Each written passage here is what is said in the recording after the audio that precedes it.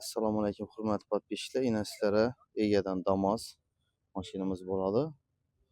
Poroglari bor, 4 baloni yumshoq. Mashina qancha keladi? 2024-yil. Qancha yurib turibdi? 17 ming yurib turibdi. Qancha so'mda tursiz? 85 kelishamiz deydi. Telefon nomeringiz?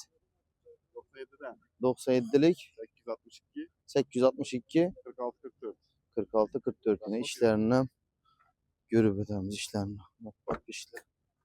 Polik, çikol, bak. Hemen ersesi Radnoy.